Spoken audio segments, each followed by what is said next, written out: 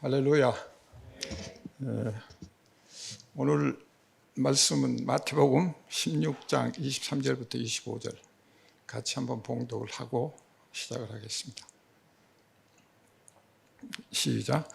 예수께서 돌이키시며 베드로에게 이르시되 사탄아 내 뒤로 물러가라. 너는 나를 넘어지게 하는 자로다. 내가 하나님의 일을 생각하지 아니하고 도리어 사람의 일을 생각하는도다 하시고, 예수께서 제자들에게 이르시되 나를 따라오려거든 자기를 부인하고 자기 십자가를 지고 나를 따를 것이니라. 아멘.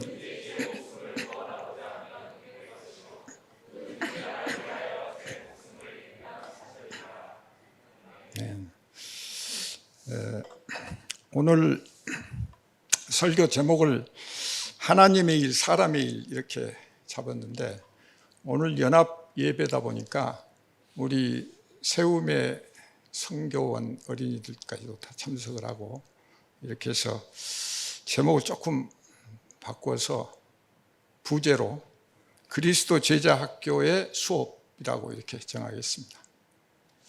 오늘 이 시간이 굉장히 답답한 시간이죠. 여러분들이 다 마스크를 하고 코로나 때문에 지금 긴장된 그런 상태에서 예배를 드리기 위해서 이 자리에 모였습니다. 사실 코로나 이 전망이 굉장히 어둡잖아요. 1, 2년 내에 끝날 수 있을런지도 의문이고, 또 지금 뉴스상으로 봐도 미국, 브라질, 인도 할 것 없이 하루에 몇만 명씩 이렇게 환자가 증가하고 있고, 지금 통계는 1200만 명이 지금 감염이 되어 있는데, 우리나라도 지금 외부에서 계속 지금 유입하는 경우가 많습니다. 그런데 이렇게 어려운 상황에서 우리가 신앙생활을 한다는 게 더 위기죠. 우리가 살아가는 것도 어렵지만 신앙생활을 한다는 것도 더 어렵다. 왜냐하면 우리는 그 위기 앞에서는 늘 불안하고 초조하고 떨리고 두렵고, 그렇기 때문에 그런 경우에 더 하나님을 찾고 예배하고 이렇게 가야 되는데 그게 안 되죠. 그러니까 교회도 안 나오고 그냥 집에서 팝콘 먹어가면서 영상으로 예배 드리고 전화 오면 전화 받고 이렇게 신앙생활을 하다 보면 일주일, 2주일, 한 달, 2달, 내년까지 이렇게 계속되면 이게 어떻게 되겠어요? 이게 신앙생활입니까? 우리가 한번 오늘 말씀을 통해서 좀 더 깊이 있게 하나님의 뜻을 헤아리는 게 굉장히 중요하다. 그래서 코로나19에 대한 정체는 이미 밝혀졌잖아요. 우리가 사회적 거리를 두고 손 씻고 마스크를 쓰면 얼마든지 그건 예방이 된다는 게 확인이 됐고, 또 사실 우리나라 비율로 보면 극히 극소수거든요. 5천만 인구에 몇백 명, 몇십 명 사실은 적은 거예요. 그러나 그 병이 걸리면 굉장히 위험하죠. 자기도 위험하고 다른 사람에게 피해를 주니까 굉장히 위험한 건데, 그러나 우리가 코로나의 정체를 알았다는 거예요. 알았다면 우리는 더욱 믿음의 자리로 나아가야 되는데, 지금 오늘날 우리 교회들이 다 문을 닫거나 아니면 이렇게 떨어져서 예배드리고, 아니면 대부분은 집에서 예배를 드린다고 인터넷 들고 앉아있죠. 근데 그건 신앙생활이 아니죠. 어떻게 하나님과 대면하는데, 물론 개인적인 그 신앙이지만 동시에 우리는 공동체를 통해서 서로를 위로하고 서로를 격려하고 내가 넘어질 수 있는 것을 바르게 세울 수 있는 거죠. 젓가락 하나 세우려면 다 넘어지지만 젓가락을 여러 개 묶어놓으면 넘어지지 않습니다. 튼튼하고 다 비바람에도 견딜 수 있는 것. 공동체가 그래서 중요한 거고, 그래서 하나님이 공동체, 교회라는 게 있다 말씀드리겠지만, 교회라는 게 각각 개인이면서 동시에 우리 공동체를 얘기하는 거예요. 그렇다면 우리가 이 코로나19 전망을 해보면 굉장히 앞으로 많은 문제들이 생길 거예요. 지금도 그렇지만 보이지 않는 많은 그 살인사건, 폭행사건, 별일들이 다 거의 뉴스가 그렇게 도배가 되잖아요. 그런데 그럴 수밖에 없는 게 우선 사회적 거리 두고 지금 직장 잃고 집에서 이렇게 하다 보니까 맨날 집안에서 가족끼리 티격태격 다투고 화를 내고 그러다가 이제 살인도 하고 집단 자살도 하고 뭐 이런 일들이 생기거든요. IMF 때 여러분 아마 기억을 하실 거예요. 그때 보면 그런 경우 많아요. 왜? 그 사람들은 세상 기준으로 세상의 가치로 세상에 돈 벌고 출세하고 권력을 잡으려는 이런 쪽으로 인생을 살다 보니까 어느 날 갑자기 그게 스톱이 되니까 못 견디는 거예요. 그래서 다들 자기 혼자 가면 될 텐데 가도 안 되죠. 그 목숨을 하나님이 주신 건데 그냥 어려우니까 가족들 같이 해서 애들까지 다 그렇게 죽는 그런 경우들이 많은데 앞으로도 여러분이 보시면 지금은 우리나라가 뭐 100만 원씩 뭐 주고 어쩌고 해서 조금 지금 숨통이 트이니까 뭐 공돈 쓰듯이 해서 뭐 지금까지 버티긴 했는데 경제가 어려워지고 이제 연말 가고 내년에 계속 이게 증가되면 아마 이 불안감과 유축 이런 것들이 더 심해질 거예요. 그런 속에서 우리가 하루하루 산다는 것은 잘못하면 하나님은 온데간데 없고 크리스찬이라면서도 집안에서 다투고 싸우고 애들 뭐니까 이런 식으로 될 수가 있고 하물며 일반 사람들은 말할 것 없이 그런 일들이 그러니까 다 남 손가락질 하잖아요. 이것은 내 죄고 내 탓이다 이렇게 얘기하지 않고 전부 남 탓이야. 정치고 경제고 사회고 모든 게 그리고 자기만 살겠다는 식으로 이렇게 가는 거죠. 굉장히 위험한 거다. 그래서 우리가 지금 마스크를 쓰고 이렇게 사는데 여기에는 의미가 있습니다. 마스크를 쓴다고 하는 것은 우리가 말을 적게 해야 된다는 거죠. 결국은 말을 적게 하는 것은 그동안에 우리는 쓸데없는 말 엄청나게 했어요. 하나님 없는 세상적인 가치 내 먹을 거 입을 거 이런 것 가지고 계속 다투고 논쟁하고 이 말을 우리가 너무 많이 했어요. 이제는 마스크 쓰고 말 좀 그만하고 들으라 이거예요. 하나님 말씀을 들어야 돼. 그래서 하나님이 무슨 말씀을 하고 이 시대에 어떻게 우리가 회개하고 반성해야 될 건지 이런 말씀을 귀담아 들어야 되는데 그런 의미가 있다. 그래서 우리는 비록 마스크를 쓰고 답답하지만 우리는 그걸 통해서 우리가 쓸데없는 말을 하는 걸 줄이고 그 대신 그걸 통해서 우리는 하나님의 말씀을 더 경청하고 듣고 그걸 해석해서 그것이 내 마음속으로 와 닿아야 된다는 거죠. 그래서 이런 것들이 오늘 우리에게 주신 그 메시지다. 그래서 이 메시지를 통해서 우리는 말씀을 똑바로 들어야 됩니다. 그냥 말씀으로 듣는 게 아니라 말씀의 의미와 뜻을 정확히 들어야 된다.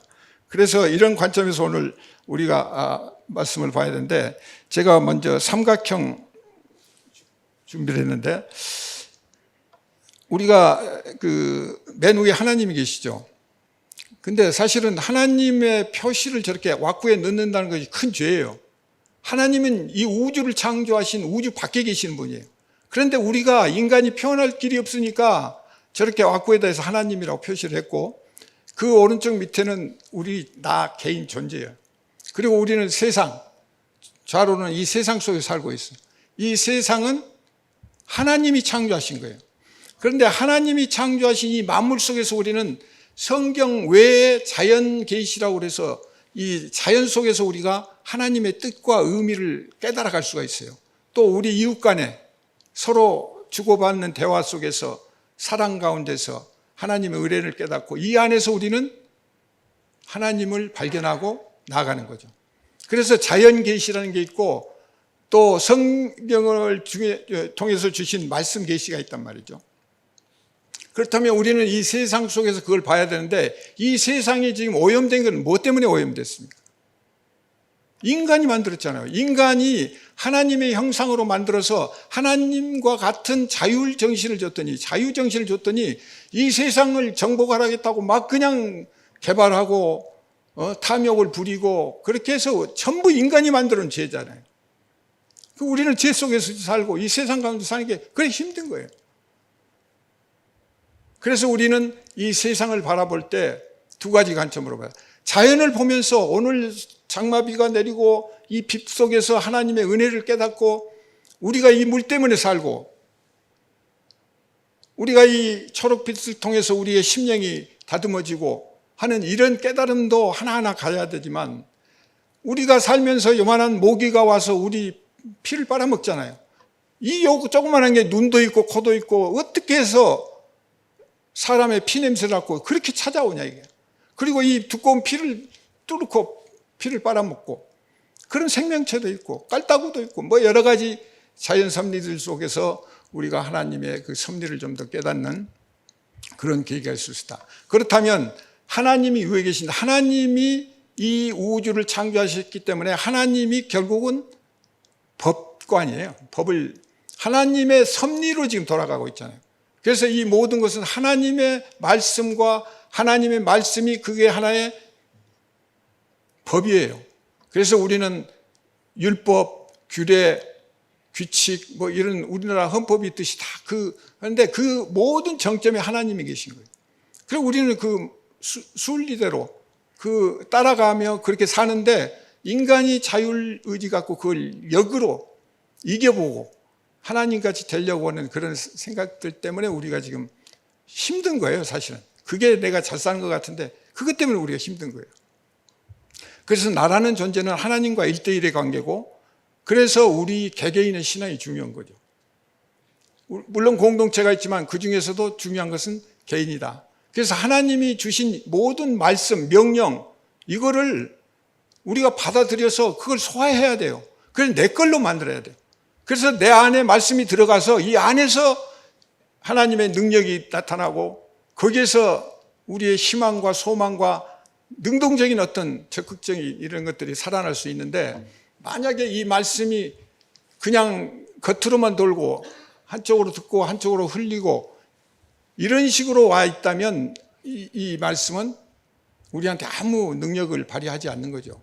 그래서 이 말씀을 우리가 깊이 있게 새겨야 된다. 그래서 맨 위에 하나님이 주신 모든 말씀과 성경과 율법이 결국 우리가 지켜야 되는데, 그걸 또 지키려면 안 되잖아요. 못 지키잖아요. 왜? 우리 안에 욕심이 있고 탐욕이 있으니까 안 돼요. 그러니까 우리는 매주 또 와서 회개하고 하는데 그거 갖고 안 되죠, 사실은. 그래서 오늘 말씀이 굉장히 중요하다. 그래서 우리 나라고 하는 이 존재는 하나님의 말씀을 받아서 이것을 잘 받아들이고 그걸 내 안에 새기는 이 역량, 이걸 우리가 스스로 갖춰야 되고, 이 세상을 보면서 여러 가지 세상의 이 두 가지 모습 중에서 내가 지금 하나님이 창조하신 이 섭리 속에서 사는 게 아니라 이 세상 인간들이 만들어 놓은 죄악 가운데서 그 경쟁 가운데서 그 치열한 전쟁을 치르고 있구나 하는 생각을 가지고 오늘 여러분들이 그리스도 제자 학교 입학을 우수한 성적으로 하시고 이제 오늘 수업이 시작이 됩니다. 자, 오늘 주신 말씀 중에 사탄아 내 뒤로 물러가라, 한번 생각해 보십시오. 여러분은 지금 뒤로 물러나신 분이 안 계시는데 수석 제자잖아요. 베드로한테, 그것도 이게 지금 마지막 단계거든요. 여기서 사탄아 뒤로 물러나라 이렇게 얘기하시는 것은 굉장히 충격적인 거예요.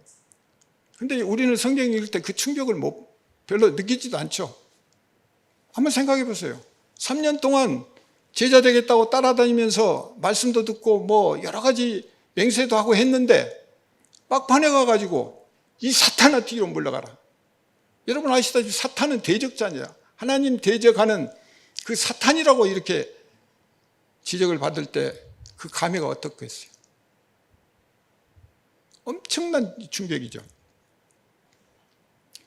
그래서 예수님이 그런 말씀을 한다는 것은 정말 이해할 수가 없잖아요. 한편으로는 왜 사랑하는 수제자한테 사탄이라고까지 말씀을 하셔야 될까? 여기에서 우리가 예수님의 그 깊은 뜻과 또 우리가 어떤 위치에 있든가, 우리는 베드로와 똑같은, 어쩌면 베드로만 또 못하는 그런 위치에 있는지도 모르는데 어떤 의미가 있는가, 이거를 우리가 생각을 해봐야 합니다. 물론 예수님이 바리새인들한테 그런 얘기를 했죠. 독사의 자식들아 이렇게. 근데 그 왜 그렇게 험악한 얘기를 하신 게 아니라 예수님은 사랑을 강조하시고 은혜를 얘기하시고 또 여러 가지 기적을 일으키셨잖아요. 안진뱅이도 이렇게 세우시고 눈먼 자도 눈뜨게 하시고 죽은 자도 살리시고 가난한 자에게 말씀이 전해지는 그런 역할도 하시고 산상수훈을 통해서 애통하는 자, 온유한 자, 이 모든 팔복을 또 얘기를 하시고 그런 예수님이 제자한테 사탄이라고까지 얘기했습니다. 그 말은 결국 우리한테도 하는 말씀일 수 있어요. 그래서 우리는 긴장을 하고 봐야 된다. 물론 예수님이 사탄이라고 한 것은 우리가 생각할 때는 막 그 예수님이 험악한 어떤 그런 쪽으로 받아들일 수 있는데 그게 아니죠. 예수님이 참다 못하고 도저히 안 되겠으니까 교육 목적에서 충격요법을 쓰신 거예요. 그래서 그 안에는 예수님의 사랑과 은혜가 다 녹아나 있는 거죠. 근데 그걸 우리가 이겨야 되는데 아까 얘기처럼 예수님이 어떻게 제자들한테 이런 험악한 얘기를 하실 수 있냐 이렇게 생각할 수가 있는데 우리는 예수님의 사랑과 은혜를 깨달으면서 오늘 이 말씀들이 단계적으로 우리를 교육시켜가는 제자들을 교육시켜가는 그 단계를 우리가 한번 점검하면서 다시 한번 우리의 신앙이 업그레이드 되기를 원합니다. 오늘 주신 말씀 앞쪽에 마태복음에 앞쪽에 보면 이제 여러 가지 말씀이 나오는데 우선 제가 삼각형으로 먼저 이렇게 구도를 해봤는데 삼각형 한번 띄워주실래요? 제일 먼저 밑에 질문과 고백으로 시작이 됩니다. 질문. 그 다음에 그 위에 반석과 교회를 얘기하시고 그 다음에 천국의 열쇠를 얘기하시고 마지막에 천국의 비밀을 해제하는 이런 관점으로. 그래서 이게 제 나름대로 이제 이게 예수 그리스도 제자 학교 수업 열람표 4단계 교육 원칙입니다. 마태복음 16장 13절부터 21절까지 말씀인데 이게 단계적으로 여러분들이 이 말씀을 이해하지 못하면 결국 우리도 넘어지고 무너지고 결국은 선택받지 못한 이런 경우도 있을 수 있어요. 그래서 정말 우리가 믿고 고백했기 때문에 다 하나님이 인도해 가시고 천국으로 가면 다 좋겠는데 근데 그렇지는 않아요. 제대로 믿으면 되죠. 믿고 순종하고 가면 그건 틀림없이 하나님이 책임지고 천국으로 인도해 가시고 이 땅에서도 모든 어려움과 고난 속에서도 구원을 베푸시지만 우리가 오늘 이 말씀을 통해서 조금이라도 빗나가면 우리는 어쩌면 낙오되는 자가 될 수도 있습니다. 그래서 이 말씀을 좀 더 깊이 있게 생각했으면 좋겠습니다. 우선 그 질문을 이렇게 던지시거든요. 근데 이 질문을 던지시기 전에 그 이전에 보면 제자들의 모습이 나오잖아요. 근데 그 제자들을 예수님이 이제 부르는데 제자들의 그 부족한 점이 뭐냐면 예수님을 메시아로 인식을 못한 거예요. 이 감흥을 못 받은 거예요. 그래서 같이 다니고 같이 동고동락을 하면서도 예수님의 존재를 몰랐어요. 그리고 기껏 한다는 게 메시아, 그것까지는 생각을 했는데 또 예수님이 어떤 비유를 통해서 말씀하시니까 조금은 깨달았는데 그 메시아를 어떤 메시아로 생각하냐면 옛날 다윗처럼 그저 힘을 쓰고 권력을 잡고 세상을 정복하고 힘을 쓰는 그런 메시아로 생각을 한 거죠.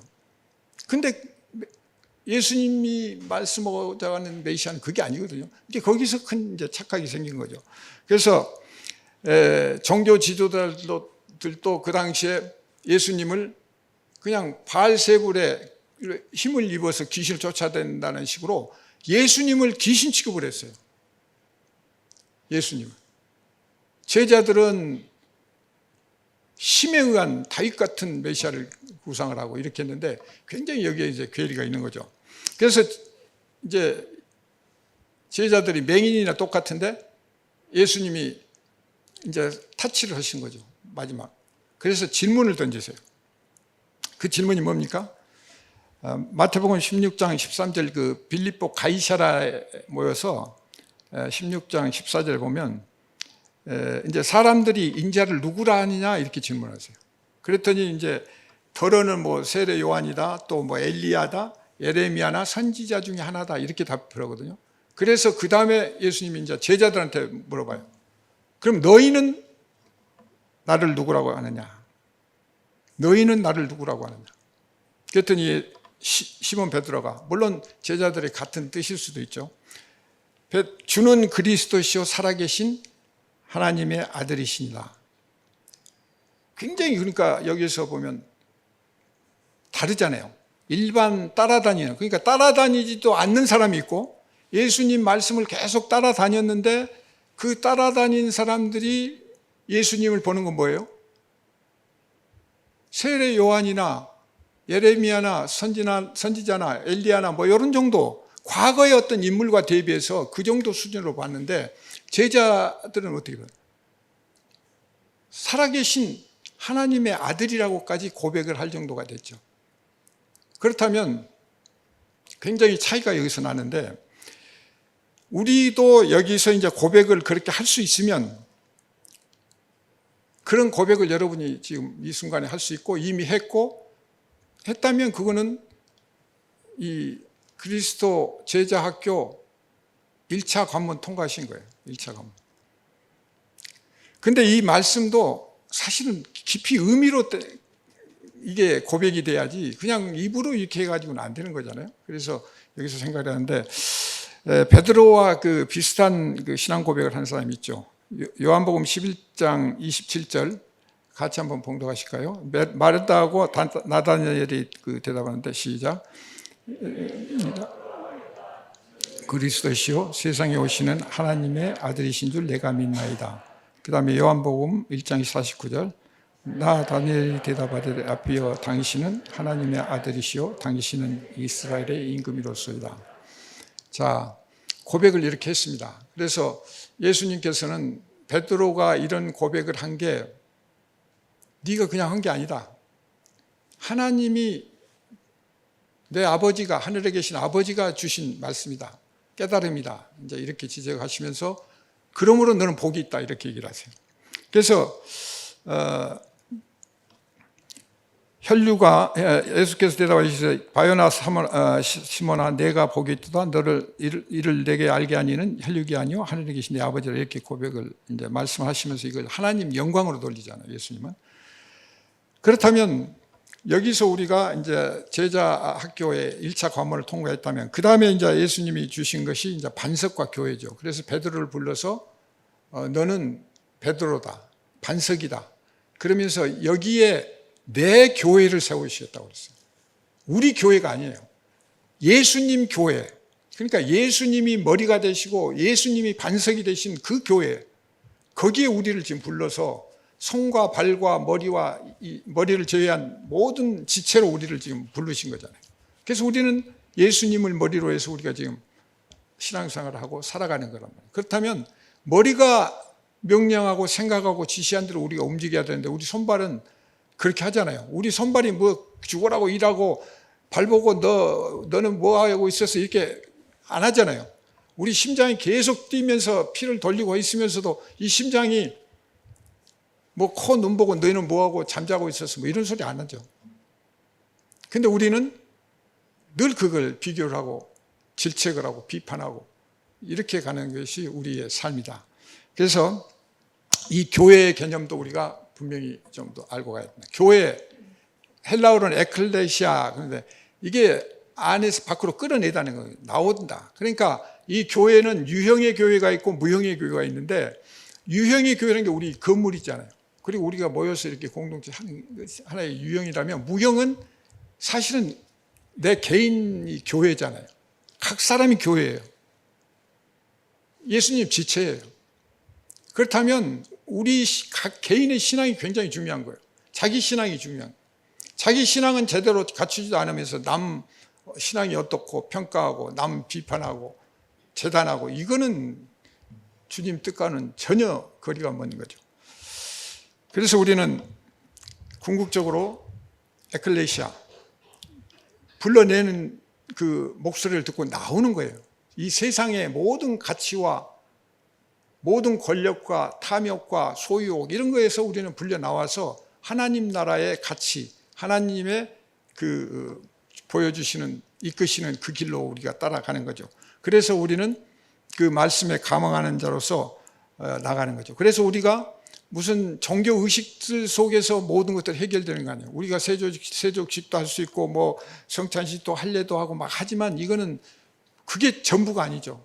진짜는 내 신앙이 어떻게 쓰느냐죠. 내가 그런 신앙이 없으면서 할례를 받고 뭐 성찬식에 참석 백날 해봐야 그거 거짓 예식에 참석하는 시대에 버린 거죠. 그래서 우리는 우리 자신을 바르게 우선 나가야 된다. 세상 종교하고 다른 게 그것이다. 그래서 영적인 부활, 참된 정신의 부활 이런 것들 자기가 깨닫고 선각자가 되는, 그래서 이 세상에서 계속 진행해가는 이런 단계로 가야 된다. 그래서 우리가 지금 현재 교회로서 내가 예수 그리스도를 머리로 주로 삼고 오늘 말씀 가운데서 내가 살고 있다고 고백할 수 있다면 우리는 2차 관문을 통과한 거예요. 그리스도 제자학교 2학년 진급한 거예요. 그 다음에 이제 예수님 주신 게 천국의 열쇠를 주십니다. 마태복음 16장 19절 같이 한번 봉독하실까요? 시작. 내가 천국 열쇠를 내게 주리니 내가 땅에서 무엇이든지 매면 하늘에서도 매일 것이요 내가 땅에서 무엇이든지 풀면 하늘에서도 풀리라 하시고, 그러니까 엄청난 지금 권한을 주신 거예요. 권세를 주신 거예요. 여기에 의미는 이제 뭐 매는 권세, 푸는 권세, 그러지만 교리적인 의미가 있죠. 이 깨달음을 주신 그 하나님의 말씀을 중심으로 한 교리적인, 그리고 그 말씀을 우리가 전파할 수 있는, 전도할 수 있는 그 권세를 주신 거다. 그렇기 때문에 우리가 천국의 열쇠를 갖고 있는 자나 똑같단 말이에요. 근데 우리는 이 열쇠를 잊어먹고 생각지도 않고 이제 이렇게 가니까 과연 그리스도 제자학교의 학생인가 한번 생각을 해볼 필요가 있는 거죠. 그래서 여기에는 징계의 권세까지도 주신 거예요. 그래서 교회 내에서 잘못된 사람이 있으면 지적하고 치리를 해줘서 바르게 갈 수 있도록 인도하는 그런 권한까지를 주신 거죠. 그래서 우리는 이런 천국의 열쇠를 가지고 이렇게 가는데, 여기까지가 되면 우리는 3차 관문을 통과하는 건데, 하나님이 여기까지 권한을 주시고 마지막 이제 권한을 주시는데, 그게 마태복음 16장 21절에 이때로부터, 오늘 본문 말씀 바로 앞장입니다. 이때로부터 예수 그리스도께서 자기가 예루살렘에 올라가서 장로들과 대제사장들과 서기관들에게 많은 고난을 받고 죽임을 당하고 제3일에 살아나야 할 것을 제자들에게 비로소 나타내시니라. 여기에 이제 잘 봐야 돼요. 바로 밑에서 하나님 말씀, 예수님 뭐라면 하나님의 일, 사람의 일. 너는 하나님의 일을 생각하지 않고 사람의 일을 생각한다고 베드로한테 지적하시죠. 그러면 하나님의 일과 사람의 일은 어떤 건가? 우리가 한번 생각을 해봐야 되죠. 다행히도 여기서 대답을 똑바로 했으면 그냥 4차 통과해서 빛나는 졸업장을 받을 수 있을 텐데, 사실 천국 문 앞에서 지금 걸린 거죠. 베드로가 그 말씀을 하는 순간, 주님 말씀 뜻이 이거군요. 그게 천국이군요. 천국 가는 길이군요. 그것 때문에 예수님이 우리를 위해서, 우리를 구원하시기 위해서 고난받고 죽임을 당하고 그렇게 하셔야 되는 분이군요. 정말 깊은 하나님의 사랑과 은혜를 깨닫고 내 마음에서 정말 순종하고 싶은 그 마음들이 우러날 때, 그때야말로 진정한 수석 제자가 될 수 있는데, 사실은 그게 아니라 답변을 보면 참 전혀 뜻밖이죠. 차라리 에스더가 얘기한 것처럼 죽으면 죽으리라 이렇게 고백을 하고 따라가면 되는데 그게 아니에요. 굉장히 예수님을 생각하는 것 같이 22절에 보면 베드로가 예수를 붙들고 항변하여 이르되요. 항변해요. 그냥이 아니에요. 주님 뭐 이렇게 좀 잘 보이려고 이런 게 아니라 항변하듯이 따지듯이. 뭐예요? 하나님이잖아, 예수님. 하나님한테 그냥 따지시듯이 명령하듯이 제자가 스승한테, 이게 지금 태도가 벌써 틀려버린 거죠. 주여 그리 마옵소서. 이 일이 결코 죽게 미치지 아니하리라. 자기가 무슨 하나님이야? 지금 하나님이 구약에서 길게 다 예언을 하시고 이렇게 해서 예수 그리스도가 오실 것을 예언을 40-50차례 그 말씀을 통해서 이렇게 온 건데, 좀 며칠 따라다니면서 말씀 좀 옆에서 배웠다고, 주님 생각한다고, 동정한다고, 이 일이 결코 죽게 미치지 아니하리다. 참으로 멋진 얘기 같고 제자다운 착한 제자 같은 그런 말이죠. 그런데 이게 결정적으로 예수님한테는 충격을 준 거죠. 처음에 예수님이 제자한테 사탄아 내 뒤로 물러나라 말씀하신 게 예수 제자들한테 큰 충격이었다면, 이 베드로의 답변은 예수님한테 굉장히 큰 충격이에요. 그렇다고 예수님이 이 말이 나올 걸 모르신 게 아니에요. 전지전능하시면 다 알라. 그러나 네 수준이 그 정도밖에 안 되냐, 그렇게 따라다니고 얘기해도 그거 못 알아먹냐, 이제 이런 게. 그래서 여기서 결정적인 게 이제 문제가 되는데, 하나님 나라의 법칙은 이제 마가복음에도 이 기사가 잘 그 설명이 되어 있어요. 근데 마가복음에도 보면 추가되는 게, 예수님이 마가복음 3번이나 내가 그 3일 후에 죽었다 살아나리라는, 고난받으라는 이걸 얘기를 하시는데, 바로 그 말씀 끝난 뒤에 야고보, 요한 형제 와가지고 하나님 우편에 좌편에 앉혀달라고 그런 얘기를 해요. 바로 그 말씀 뒤에. 그러니까 전혀 동문서답을 하는 거죠. 그러니까 우리도 그럴 수가 있는 거예요. 말씀을 읽는다고 하면서 전부 내 기준으로 해석하면서 내 중심이 돼가지고 그렇게 해석하고 그게 맞다고 생각하고 그러면 전혀 우리는 딴 길로 가는 거죠. 마태복음 20장 28절에 예수님은 이렇게 합니다. 인자가 온 것은 섬김을 받으려 함이 아니요 도리어 섬기려 하고 자기 목숨을 많은 사람의 대속물로 주려 하십니다. 자기 목숨을, 고난을 반드시 받으셔야 되고 죽임을 당하셔야 되고 그리고 부활하셔야 되는 거예요. 이게 하나님 나라의 룰이에요. 그걸 통해서 우리를 구원하는 거예요. 그렇지 않으면 아무리 얘기를 해도, 이렇게까지 얘기를 해도 못 믿는데 그냥 놔두면 우리가 하나님 믿을 것 같아요? 엉뚱한 길로 가죠. 하나님 대적하게 되죠. 그래서 우리는 이 베드로가 이런 과정의 그 심리적인 상태나 또 무례한 이런 것들을 우리는 좀 더 깊이 있게 생각을 해봐야 돼요. 성경을 읽을 때. 그렇게 해서 그 부활이 도대체 눈에 보이지 않는 거죠. 기쁨도 찾을 수 없는 그런 상태인 거예요. 그래서 우리는 로마서 8장 18절에 나오는 생각하건대 현재의 고난은 장차 우리에게 나타날 영광과 비교할 수 없다. 그러니까 우리가 이 부활의 영광, 비교할 수 없는 이 영광까지 우리가 볼 수 있어야 되는 거죠.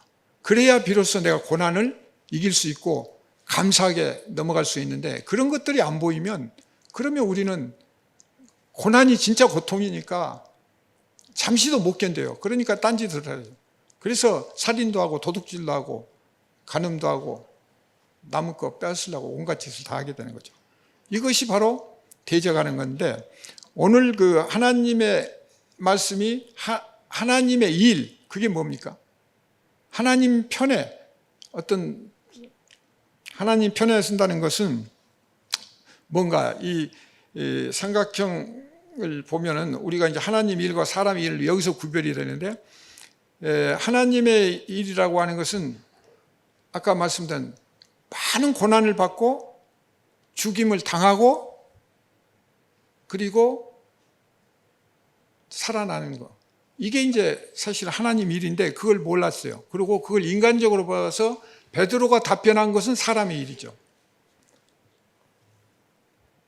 그런데 성경에서 요한복음 6장 28절, 29절에 보면 하나님의 일이 뭔가를 얘기를 하고 있거든요. 같이 한번 읽으실까요? 시작. 그들이 묻되 우리가 어떻게 하여야 하나님의 일을 하오리까?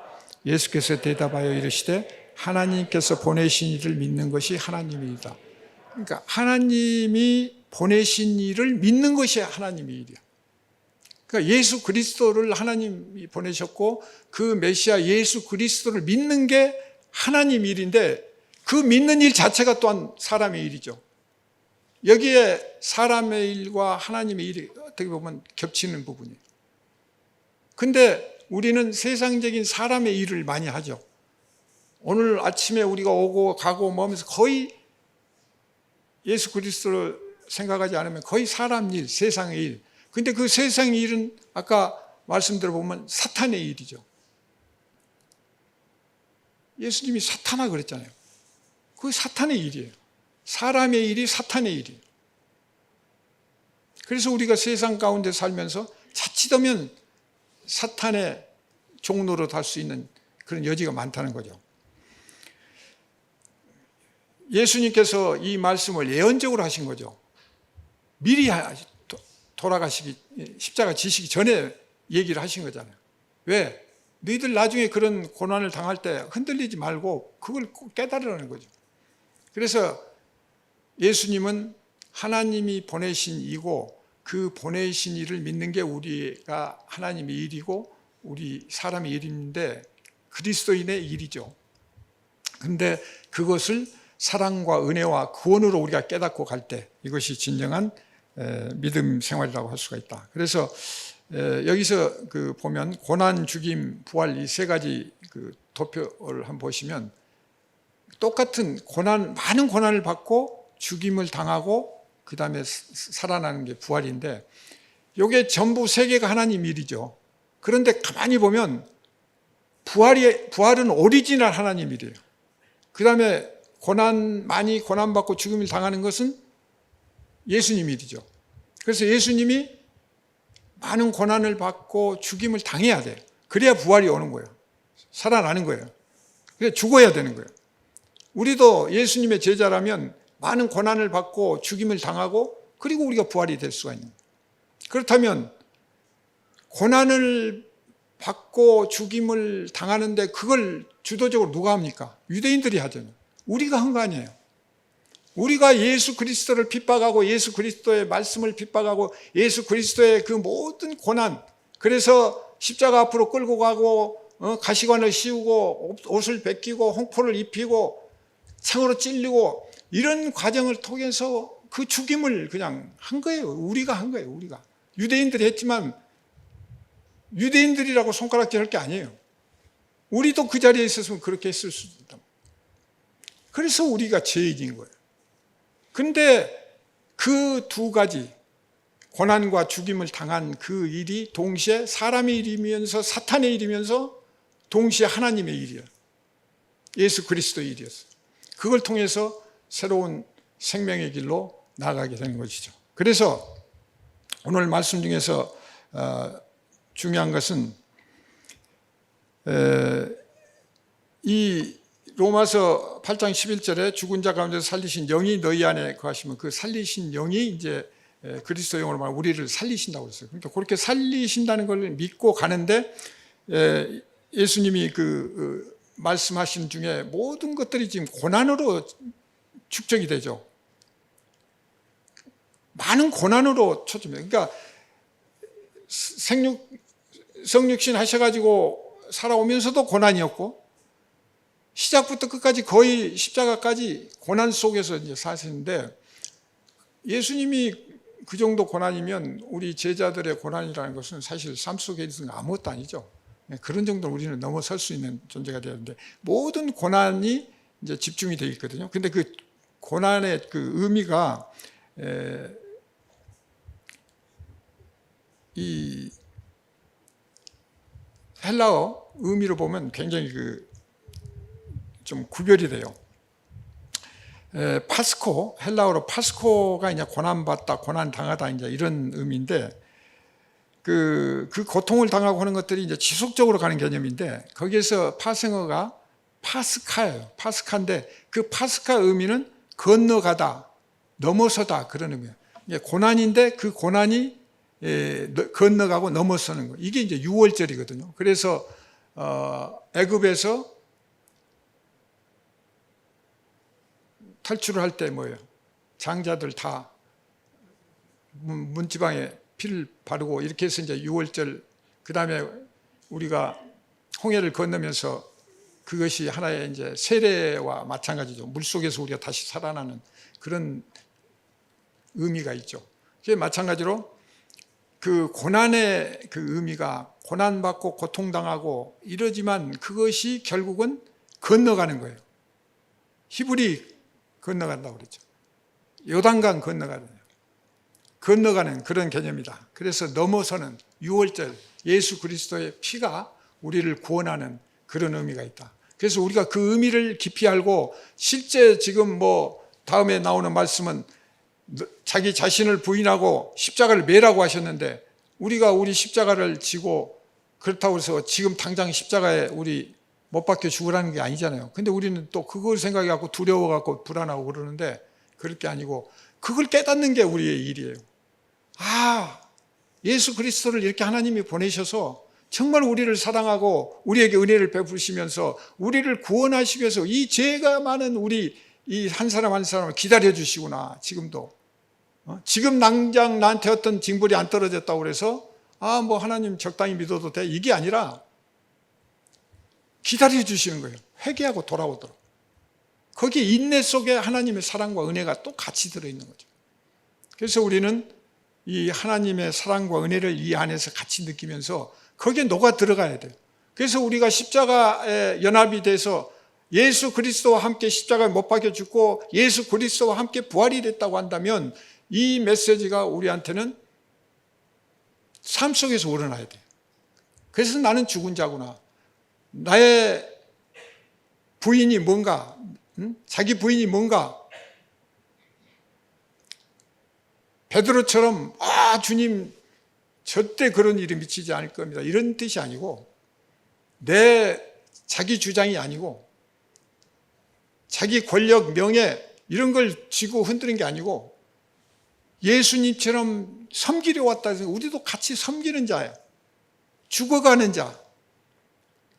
그런 자가 됨으로써 우리는 그 고통의 의미, 고난의 의미를 깨닫고 갈 수 있는 거죠. 그래서 오늘 말씀 중에 누구든지 나를 따라오려거든 나를 따를 것이나 가운데 캐션 마크 뭐예요? 자기를 부인하고 그 다음에 뭐죠? 자기를 부인하고 나를 따르라는 거예요. 그것이 자기 십자가를 지는 그거와 자기 부인이 같은 얘기고 그게 이제 결국 내가 죽는 거죠.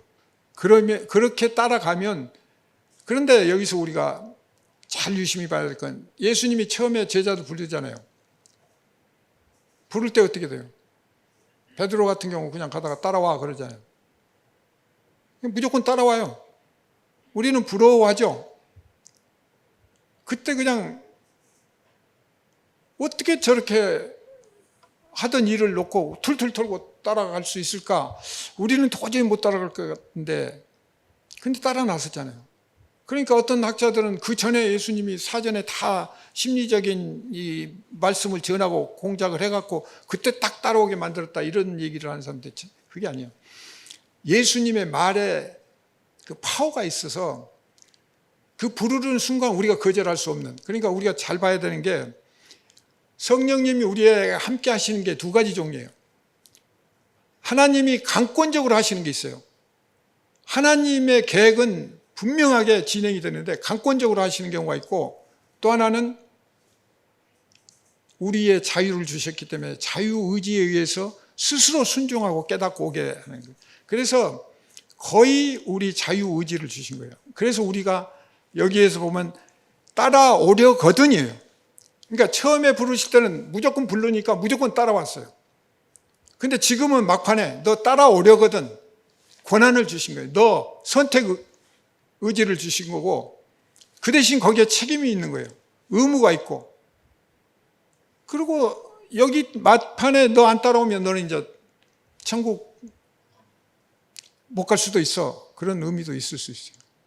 그래서 나를 따라오려거든 자기를 부인하고 자기 십자가를 지는 거 자기가 자기를 부인 내가 하나님같이 되려고 하는 내 중심적인 모든 탐욕과 이익과 명예와 이런 모든 것들을 내가 갖고 있는 이런 거 다 죽이고 세상 가치관 다 죽이고 오로지 예수 그리스도 앞에 무릎 꿇고 주님이 정말 나를 사랑해서 이렇게 인도하시는군요 하며 그 고백 가운데서 그 말씀이 우리 의미가 내 안에 들어와서 녹아날 때 내 안에서 힘이 생기고 소망이 생기고 사랑이 넘쳐나는 이런 삶들이 이제 살아가면서 세상적인 이런 코로나 정도는 아무것도 아니다.